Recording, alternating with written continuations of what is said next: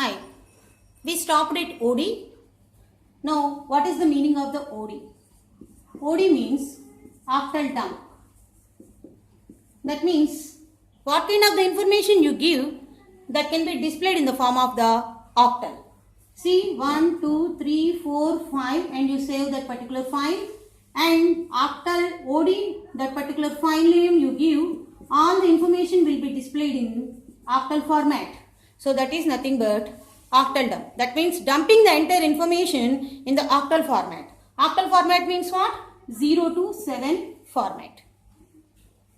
Next. Echo. Echo is one kind of the output command. See, in the C programming language, we have two kinds of the input and output commands. Printf is the output, scanf is the input command. Here also we have read and echo commands are input and output commands. Read is used as input, echo is used as output in our shell programming. Suppose you have given echo, how are you?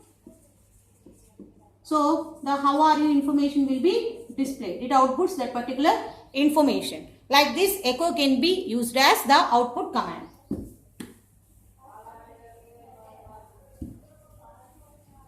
Next one is STTY. STTY stands for Standard Terminal Type. STTY, Standard Terminal Type. It displays the information regarding the terminal, entire information regarding the system where you are working as. The system is termed as the terminal in the Linux operating system. So it gives the information of the name of the terminal, information of terminal. That is nothing but this STTY. Next, we are going to see telnet, rlogin and FTP commands.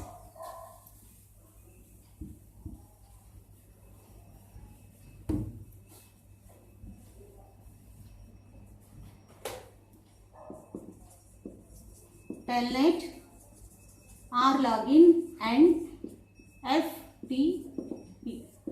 These three commands are used for remote login. That means whenever you want to connect with the server, we are being a client, we want to connect to the server, we have to connect with the server with the help of some set of the protocols. What is a protocol actually? A protocol is defined as the set of rules to be followed. So that is called as a protocol. To be followed. That is called as a protocol. For the protocols which provide the connection between the remote machine to the client machines is nothing but telnet. The next one, rlogin, stands for remote login, and for transferring the files from clients to the server and server to the clients, we have another command called FTP, stands for file transfer protocol. So FTP stands for file transfer protocol, for transferring the files. And these two are used for connecting the remote machines. So these are the server commands, client server commands to enhance the connection between the clients and as well as the servers. Next. The another two set of the commands are nothing but mount and unmount.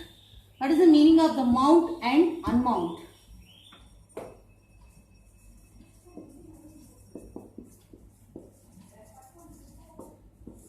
Mount and unmount commands directly related to the file system. Whenever you want to attach a drive, attach a device or attach a directory, you have to use this command called mount. That is nothing but mounting a file, a device, a directory or a drive. Attachment with the help of the command called mount. The next one is unmount. That is nothing but detachment from file system. These are system oriented commands. Whenever you want to work with the file system, to attach some kind of the directories, to attach some kind of the devices, whatever it is, you should have to use these two commands only. Both commands are file system oriented commands. These two commands you have to use. So we have completed chmod in the other kind of the numerical way representation, disk usage and disk free, user limit, octal dump, echo, standard terminal type, telnet, remote login, file transfer protocol, mount and unmount commands. In the next session, we talk about the shell programming. Thank you.